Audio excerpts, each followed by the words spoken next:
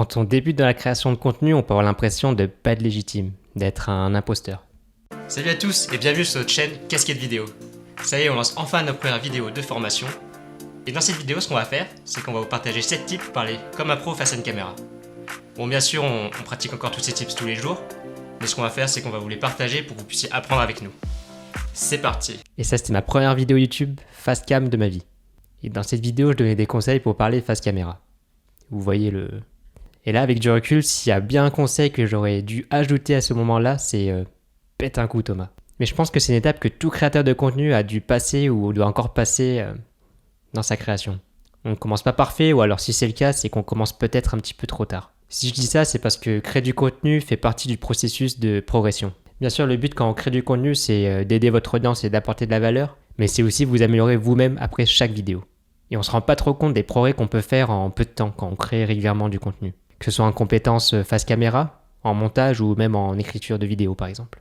Pour ça, vous pouvez vous contenter de créer des vidéos et progresser petit à petit, ça marche très bien. Mais en réfléchissant, il y a quand même des astuces et des techniques qui permettent de progresser plus vite et plus efficacement. Et personnellement, j'ai l'impression que cette progression s'est décomposée en 3 étapes bien distinctes. 3 étapes où j'ai utilisé 3 méthodes différentes sans m'en rendre compte. Et donc dans cette vidéo, je vais vous les présenter et vous montrer en quoi ça m'a aidé à gagner en aisance, en confiance en moi et aussi en productivité lorsqu'on parle de création de contenu.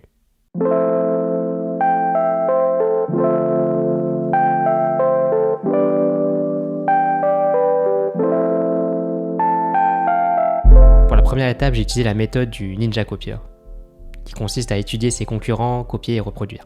Je vous ai parlé du syndrome de l'imposteur tout à l'heure. C'est bien un sentiment qu'on ressent toutes et tous quand on débute dans un domaine. C'est normal. Mais la différence entre une victoire et une défaite, c'est le progrès.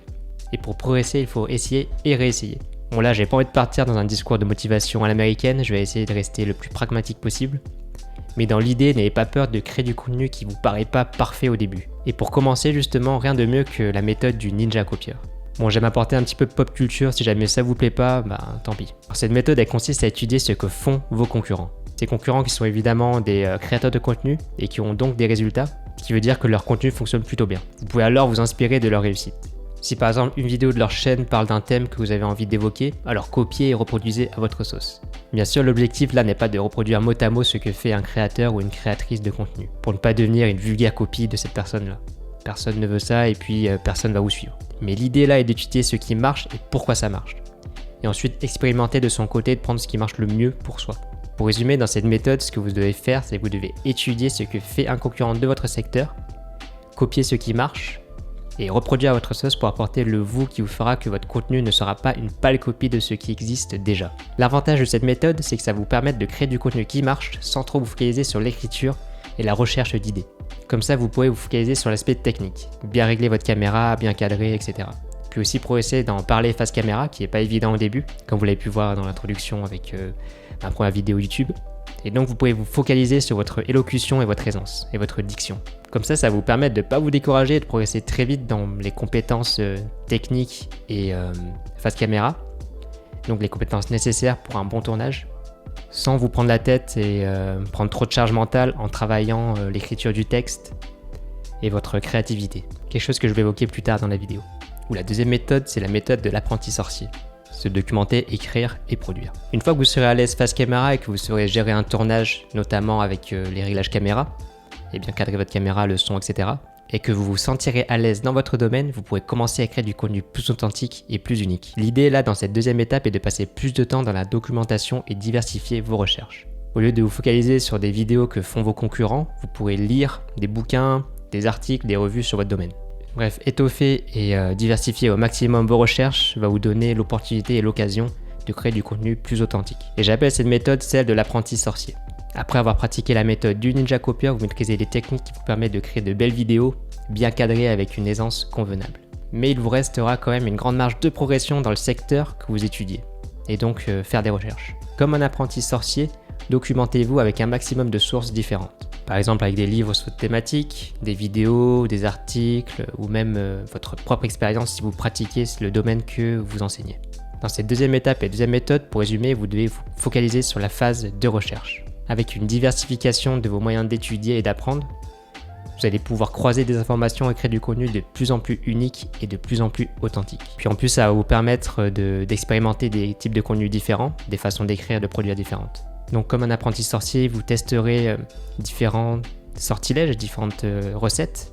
D'ailleurs, j'aurais pu appeler cette méthode la méthode de l'alchimiste. Et vu que vous maîtriserez déjà les réglages caméra et le tournage, et aussi vous saurez parler face caméra, vous pourrez vraiment vous focaliser sur ce côté recherche, expérimentation et un peu plus créatif. Maintenant, on passe à la troisième étape qui est l'étape de la boîte à idées. Le certificat d'apprenti sorcier en poche, vous allez pouvoir passer à la troisième étape de créateur ou créatrice de contenu, celle que j'appelle la boîte à idées. Bon, peut-être que le nom est moins recherché et moins fantaisiste que les deux autres, mais croyez-moi, il faut du temps pour en arriver à là. Je trouve par contre que c'est vraiment à cette étape où on peut vraiment créer du contenu unique et qui nous ressemble le plus. De mon expérience, c'est quand on commence à manquer de sources d'inspiration et d'informations qu'on peut passer à la méthode de la boîte à idées. Et pour Casquette Vidéo, j'en suis à cette étape-là. Bon, même s'il y a encore des sujets à traiter, je trouve qu'on a pas mal élagué pas mal des sujets principaux avec Fred, et surtout j'ai envie de créer du contenu qu'on ne trouvera pas ailleurs. Alors ce que j'aime faire, c'est alimenter ma boîte à idées. Chaque semaine, je bloque 1 ou 2 matinées pour remplir cette boîte à idées. Pour mieux imaginer, je bloque un matin dédié à la création de contenu. Et pendant ce créneau, je m'isole un maximum avec mon casque et de la bonne musique. Il y a un bon café chaud et j'écris tout ce qui me passe par la tête. Je mets vraiment en noir sur blanc toutes les idées qui me traversent la tête. Les valeurs que j'ai envie de transmettre, les idées que j'ai envie de partager avec vous, etc. Je me bloque vraiment pas, j'abaisse tous les filtres et je laisse s'exprimer mon intérieur, mon moi. Et ensuite, après cette matinée d'écriture, je fais une grande pause, la pause déjeuner par exemple, ce qui me donnera du recul pour relire ce que j'ai écrit et transformer plus tard mon contenu pour l'adapter aux vidéos que je produis sur YouTube. Pour pas non plus dire n'importe quoi. C'est d'ailleurs ce que j'ai fait pour cette vidéo et la dernière que j'ai faite sur pourquoi est-ce que je me suis lancé en tant qu'indépendant et pourquoi est-ce que j'ai lancé ma boîte avec Fred, qui s'affiche là si ça vous intéresse. Et c'est vraiment dans ce genre de vidéo que mon contenu est 100% authentique. Bon, bien sûr, je me suis inspiré d'idées principales que j'ai pu lire, voir dans des vidéos ou ailleurs. Mais pour écrire ces vidéos, je me base sur ma mémoire, sur ce que mon cerveau a assimilé et appris, puis sur mes propres idées et expériences, et choses que j'ai envie de transmettre. Donc je suis encore dans cette troisième étape qui est l'étape de la boîte à idées, mais je sens que ma créativité s'améliore de jour en jour en pratiquant cette méthode. Donc je vais continuer de lancer et puis vous m'en direz plus si vous aimez ce type de contenu qui pour le coup sort vraiment de mes tripes. Bon, si vous êtes encore là, c'est que vous faites partie des vrais de Casquette Vidéo. Comme d'habitude, vous le savez, le petit appel à l'action pour vous inviter à vous former à la vidéo avec votre téléphone. Si vous ne l'avez pas encore fait et que vous voulez apprendre à créer de belles vidéos avec peu de matériel, je vous conseille vraiment de suivre cette formation, qui est totalement gratuite d'ailleurs. On y évoque les points techniques que vous allez pouvoir mettre en place et en pratique en tant que ninja copieur. En tout cas, merci d'avoir regardé la vidéo jusqu'au bout et je vous souhaite une bonne journée ou une bonne soirée et n'oubliez pas, soyez mémorables. Ciao.